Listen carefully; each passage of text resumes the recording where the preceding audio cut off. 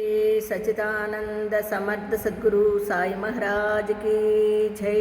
సాయి బిడ్డలందరికీ కూడా సాయినాథుని ఆశీర్వాదాలతో మనము గురు చరిత్ర 2వ అధ్యాయంలో ఉన్నామండి. 2వ అధ్యాయంలో ఒక గురు శిష్యుల మధ్య జరిగేది.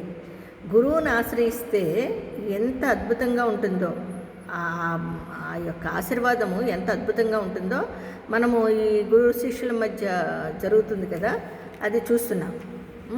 మరి గురువు గారికి రోగం వస్తే గురువు గురించి తప్పిస్తున్నాడండి శిష్యుడు. అది అలా ఉండాలండి. మన భక్తి కూడా మన సద్గురు సాయినాథుల మీద మన భక్తి ఎలా ఉండాలి? ఇప్పుడు గురు శిష్యులు గురువు గారికి వచ్చింది, ఆయన పరబ్రహ్మస్వరూపుడు అయినా సరే పరీక్షించడానికి ఒక శిష్యుడిని. అందుకని వెనక ముందు ఆలోచించకుండా ఒక గురువు ఒక వరం కోరాడు అనుకోండి, ఇస్తే మనల్ని రక్షించేది కూడా గురువే. అది అలాంటి భక్తిని మనం పెంపొందించుకోవాలండి. ఇప్పుడు ఈ జనరేషన్లో అలాంటి భక్తి లేదు. మరి చూడండి, ఆయన ఏమంటాడు, ఆయన విశ్వనాథుడు ఆయనకి దర్శనమిచ్చి ఆయన యొక్క గురువుకి శిష్యుడిగా చేసే సేవలకి మెచ్చి విశ్వనాథుడు ఆయనకి దర్శనమిస్తే ఆయన ఏమన్నా కోరుకోమంటాడు. ఆ స్వామి నువ్వు ఏమైనా వరం కోరుకోమంటాడు శిష్యుడిని. అయితే ఆయన ఏ వరం కోరుతాడండి? మా గురువుగారికి తగ్గిపోయేలాగా నేను అందరికీ అతని నిర్ణయం తీసుకోలేదు, ఆ స్వామిని అడిగి మా గురువుగారిని అడిగి చెప్తాను ఉండండి. ఎందుకంటే మా గురువుగారు అసలు ఆయన బాధల్నే పంచుకుంటానంటేనే వద్దన్నాడు కదా. మరి ఆ గురువుగారిని నేను అడిగి ఏ విషయం మీకు చెప్తానని చెప్తాడు. అప్పుడు గురువు దగ్గరికి వెళ్ళి అడిగితే ఆ గురువుగారు ఏమంటారు, ఒరే నా కర్మని నేనే అనుభవించాలి, నువ్వెవడు అనుభవిస్తానికి అంటాడు. కాబట్టి ఆయన ఏం కోరుతాడో చూద్దాం. ఇప్పుడు ఈ జన్మకి నాకు నేను ఇది అనుభవించి తీరాల్సిందే, నేను పరిపూర్ణం చేసుకోవాలి నా కర్మల్ని అని చెప్తాడు కదా గురువుగారు. అప్పుడు ఆయనతో ఏమంటాడో చూద్దాం. కోరనక్కర్లేదు, వరము వలన ఈ రోగం పోగొట్టుకుంటే దానిని మరొక జన్మలో అనుభవించవలసి వస్తుందని శాస్త్రం చెబుతుంది. కనుక నేను ఈ జన్మలోనే ఈ పాపం అనుభవించి నా మోక్షానికి ఆటంకము తొలగించుకుంటాను అని చెప్పారు. కాశీ విశ్వనాథుడు దీపకుని ద్వారా ఆ విషయము తెలుసుకుని నిర్వాణ మండపానికి వచ్చి దేవతలందరినీ సమక్షంలో ఆశ్చర్యముతో ఆ విషయము విష్ణుమూర్తితో చెప్తాడు. ఆయన ఎవరు? విశ్వేశ్వరుడు, కాశీ విశ్వేశ్వరుడు ఏం చెప్తాడండి? చూడండి, ఆయన శిష్యుడు గురువు గారి మీద ఉండే భక్తితో ఆయన రోగాన్ని తగ్గించమని చెప్పి కోరుకుంటానంటే ఆయన ఏమంటాడు? వద్దంటాడు కదా. ఎంత గొప్ప విశ్వాసం గల శిష్యుడండి అని చెప్పి ఆయన అక్కడికి వెళ్ళి ఆ విష్ణుమూర్తి విశ్వనాథుడు దీపకుని ద్వారా ఆ విషయం తెలుసుకుంటాడు. తెలుసుకున్న తర్వాత చూడండి ఆ విష్ణుమూర్తితో చెప్తాడండి. విష్ణుమూర్తి ఆనందించి ఆ గురు శిష్యులను చూడడానికి వెళతాడండి. ఆయన ఇంత గొప్ప శిష్యుడు అండి. గురు శిష్యులు అంటే అలా ఉండాలి, వాళ్ళని నేను చూడాలి అని చెప్పి ఆ విష్ణుమూర్తితో చెప్పంగానే విష్ణుమూర్తి ఆనందించి ఆ గురు శిష్యులను చూడడానికి వెళ్తాడు. ఆయనను చూడగానే దీపకుడు నమస్కరించి, స్వామి వరాలు కోరి మీకోసం తపస్సు చేస్తూ వారిని ఉపేక్షించి మిమ్మల్ని ఎన్నడూ సేవించని నాకు దర్శనమిచ్చారేమి? చూడండి, నేను ఎప్పుడు మిమ్మల్ని చూడండి, ఒక గురువు కోసం తప్పిస్తున్న శిష్యుడి కోసం ఆ విష్ణుమూర్తే ఆయన దగ్గరికి వెళ్ళి దర్శనమిస్తాడు. ఇస్తే ఆయన అడుగుతాడు ఆ శిష్యుడు, మరి నేను నాయన గురువును ఆయన అంటాడనమాట. విష్ణుమూర్తి ఏమంటాడో చూడండి, నాకు దర్శనమిచ్చారేమో అని అడుగుతాడు కదా. అడిగితే విష్ణుమూర్తి అంటాడు, నాయన గురువును భక్తితో సేవిస్తే. ఇక్కడ మీరందరూ కూడా చాలా జాగ్రత్తగా వినాలి. గురువును విష్ణుమూర్తి ఆయనతో అంటాడు ఆ శిష్యుడితో, నాయన గురువును భక్తితో సేవిస్తే నన్ను సేవించినట్లే. అట్టి శిష్యోత్తమునకు నేను ఆధీనుడను. తల్లిదండ్రులను, విద్వాంసులను, విప్రువులను, తపస్సులను, యతులను పూజించేవారు పతియే దైవమని విశ్వసించిన అతనిని సేవించే పతివ్రతలను కూడా నన్ను సేవించిన వారే అవుతారు. చూసారా, గురువుల్ని మనము ఈ విధంగా సేవ చేస్తే, వాళ్ళని సేవిస్తే, మరి ఆయన భగవంతుడే సాక్షాత్తు ఆ సద్గురు సాయినాథుల వారే మన చెంతుంటారు. కాబట్టి విప్రులను, తపస్సులను, యతులను పూజించేవారు పతియే దైవమని విశ్వసించి అతనిని సేవించే పతివ్రతలు కూడా నన్ను సేవించిన వారే అవుతారు అని చెప్పి వరం కోరుకోమన్నాడు. దీపకుడు ఆయనకు నమస్కరించి గురువే సకల దేవత స్వరూపమని, చూడండి ఇక్కడ, గురువే సకల దేవత స్వరూపమని, సకల తీర్థస్వరూపి అని వేదాలు శాస్త్రాలు చెప్తున్నాయి. మీరిచ్చే వరం గురువు ఇవ్వగలడు కదా. మీరిచ్చే వరాలు మా గురువు గారు కూడా ఇవ్వగలరు కదా, గురువుని నమ్మినప్పుడు. అబ్బబ్బబ్బా, ఎంత గొప్పగా చెప్పాడో చూడండి ఆయన. ఆ సకల దేవత స్వరూపుడు అయినప్పుడు మా గురువు గారు ఇవ్వగలరు కదా అన్నాడు. శ్రీమన్నారాయణుడు మేమిద్దరము ఒకటే ఆయనతో.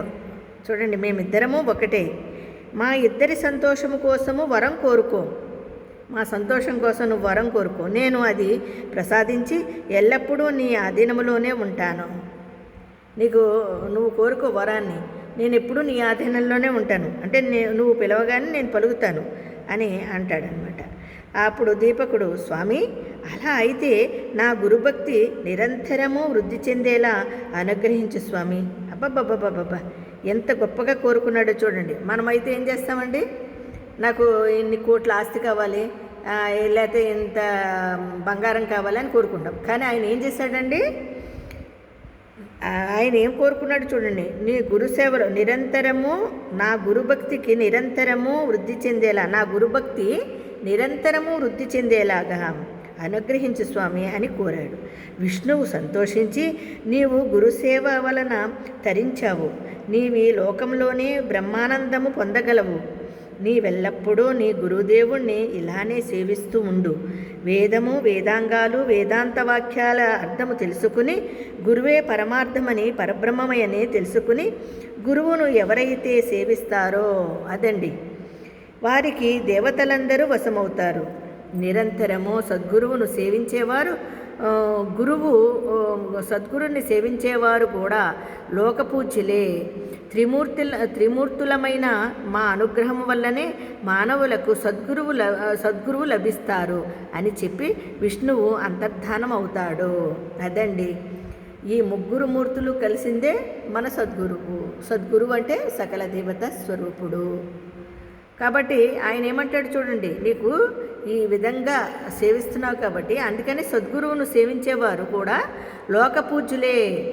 త్రిమూర్తులమైన మా అనుగ్రహం వల్లనే మానవులకు సద్గురువు లభిస్తాడు.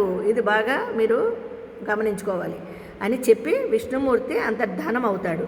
ఆ తర్వాత దీపకుడి సంగతి చెప్పకముందే వేదధర్ముడు జరిగినదంతా చెప్పి దీపకుని గురుభక్తికి మెచ్చి, చిరంజీవ, నీవు కాశీలోనే నివసించు. అష్టసిద్ధులు నవనిధులు నిన్ను సేవిస్తూ ఉంటాయి.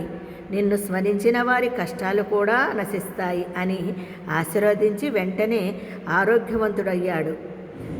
అయితే కాశీక్షేత్ర ప్రభావము తెలపడానికి, శిష్యుణ్ణి పరీక్షించడానికి, స్వధర్మాన్ని బోధించడానికి వేదధర్ముడు కుష్ఠిరోగ వలె కనిపించాడే కానీ నిజానికి ఆయనకు పాపమెక్కడిది కదండి. పాపమెక్కడిది ఆయనకి? ఆయన తన శిష్యులను ఉద్ధరించడంలో అమిత కుశలుడు, లోకప్రియుడు, జీవన్ముక్తుడు, ఆదర్శప్రాయుడు అయిన ముముక్షువు తన ప్రారబ్ధాన్ని సంతోషంగా ఎలా అనుభవించాలో సాధకులకు తెలిపాడండి. అదండి గురుభక్తిలో ఆయన మనకి ఏం తెలిపాడండి. ఆయన నిజంగానే ఇవన్నీ అనుభవించాడంటారా? లేదు, మనకి తెలియపరచడం కోసం ఈ విధంగా ఆయన అన్నిటినీ అనుభవించడానికి, కుష్టి రోగాన్ని కానీ అన్నీ అనుభవించడానికి మనకు తెలియడం కోసమే చేశాడు ఇదంతా. నిజానికి ఆయనకు పాపం ఎక్కడిది? ఆయన తన శిష్యులను ఉద్ధరించడంలో అమిత కుశలుడు. అంటే శిష్యులని ఉద్ధరించడంలో అమిత కుశలుడంట, లోకప్రియుడంట, జీవన్ముక్తుడు, ఆదర్శప్రాయుడైన ముముక్షువు తన ప్రారబ్ధాన్ని సంతోషంగా ఎలా అనుభవించాలో సాధకులకు తెలిపాడండి. శిష్యుని భక్తిని, నిష్ఠ, ఓర్మిలను, విశ్వాసాన్ని పరీక్షించడానికి మాత్రమే కుష్ఠిరోగగ్రస్తుడయ్యాడు. అదండి ఇప్పుడు శ్రద్ధ సబూరి అంటారు కదా బాబా గారు. అలాగే మన శిష్యుని భక్తిని, నిష్టని అంటే ఓర్మిలను, విశ్వాసాన్ని పరీక్షించడానికి మాత్రమే కుష్ఠిరోగగ్రస్తుడయ్యాడు. ఇటువంటి గురుసేవా వృత్తాంతాలు అనేకమున్నాయి. ఇవి చెప్పేవారి దోషాలను, వినేవారి పాపాలను కూడా పోగొడతాయి. ఓ కలిపురుష, కలియుగ ఆరంభం అయి ఉన్నది. చూడండి, ఓ కలిపురుష, కలియుగం ఆరంభమవలసి ఉన్నది కనుక నీవు భూలోకానికి వెళ్ళు. కానీ సద్గురు భక్తుని నీవు కంటితోనైనా చూడవద్దు సుమా. చూడండి, ఆ కలిపురుషుడికి ఆయన చెప్తున్నాడు బ్రహ్మ, విష్ణుమూర్తి ఏమని, నువ్వు ఎవరి జోలికన్నా వెళ్ళు, కానీ నువ్వు గురు భక్తుల జోలికి వెళ్ళకు. సద్గురు భక్తుని నీవు కంటితోనైనా చూడకు సుమా అని బ్రహ్మదేవుడు ఆదేశించాడు. అది విని కలిపురుషుడు ఆయనకు నమస్కరించి భూలోకానికి వెళ్ళాడు. గురువు యొక్క మహిమ ఇంతటిదని చెప్పడానికి వీలవుతుందా? నామధారక, ఎవరు సాత్వికమైన ఓరిమిని పొంది దృఢభక్తితో, దైవాన్ని భక్తితో సద్గురుని భజిస్తారో వారు తప్పక కృతకృత్యులవుతారు. కాబట్టి నీవు పరమశ్రేయస్సు కోరితే నిస్సంశయంగా శ్రద్ధాన్వితుడవై నరదేహంతో అవతరించిన శ్రీగురుని సేవించు అని సిద్ధుడు చెప్పారు. చూడండి, ఎంత మనకి ఇంతకీ ఎవరనుకున్నారు ఇదంతా? బ్రహ్మ విష్ణు మహేశ్వరులైన మన సద్గురు సాయినాథుల వారే. గురువు అంటే ఆయనే, సద్గురువు అన్న ఆయనే, సకల దేవతా స్వరూపుడు మన సద్గురు సాయినాథుల వారే. ఎంత చూడండి, ఆయనకి ఎంత గురువు యొక్క మహిమ ఎంతటిదని చెప్పగలమండి? దానికి వీలవుతుందా? ఎంత చెప్పాడు చూడండి. నామధారక, ఎవరు సాత్వికమైన ఓరిమిని పొంది దృఢభక్తితో దైవాన్ని భక్తితో సద్గురుని భజిస్తారో వారు తప్పక కృతకృత్యులవుతారు. కాబట్టి నీవు పరమశ్రేయస్సు కోరితే నిస్సంశయంగా శ్రద్ధాన్వితుడివై నరదేహముతో అవతరించిన, చూడండి, నరదేహముతో అవతరించిన శ్రీ సద్గురు అంటే శ్రీ గురుని సేవించు అని సిద్ధుడు చెప్పాడు. శ్రీ దత్తాయ గురువే నమః. శ్రీ శ్రీపాదవల్లభాయ నమః. శ్రీ నృసింహ సరస్వతియే నమః. 2వ అధ్యాయం సంపూర్ణమైందండి. రేపొద్దు నుంచి 3వ అధ్యాయంలోకి వెళ్దాము. అందరికీ సాయిరామ్ అండి. జై గురుదత్త, శ్రీ గురుదత్త.